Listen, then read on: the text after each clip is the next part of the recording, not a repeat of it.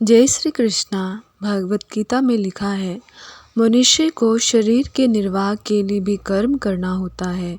अतः विशिष्ट सामाजिक स्थिति तथा गुण को ध्यान में रखकर नियत कर्म इस तरह बनाए गए हैं कि उस उद्देश्य की पूर्ति हो सके।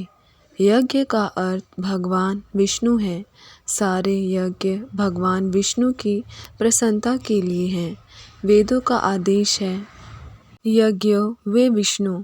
दूसरे शब्दों में, चाहे कोई निर्दिष्ट यज्ञ संपन्न करे या प्रत्यक्ष रूप से भगवान विष्णु की सेवा करे, दोनों से एक ही प्रयोजन सिद्ध होता है। अतः जैसा कि इस श्लोक में स्तुत किया गया है, कृष्ण भावनामृत यज्ञ ही है। वर्णाश्रम धर्म का भी उद्देश्य भगवान विष्णु को प्रसन्न करना है। वर्णाश्रमाचार्यता पुरीषण पर पुमान विष्णुराराधित है। भगवान विष्णु की प्रसन्नता के लिए कर्म करना चाहिए।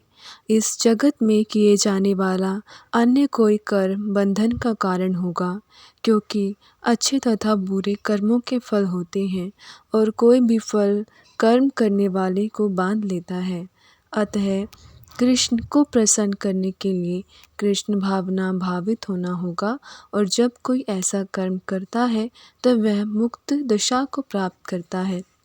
यही महान कर्म कौशल है, और प्रारंभ में इस विधि में अत्यंत कुशल मार्गदर्शन की आवश्यकता होती है। भगवत के निर्देशन में या साक्षात भगवान कृष्ण के प्रत्येक आदेश के अंतर्गत मनुष्य को परिश्रम पूर्वक कर्म करना चाहिए।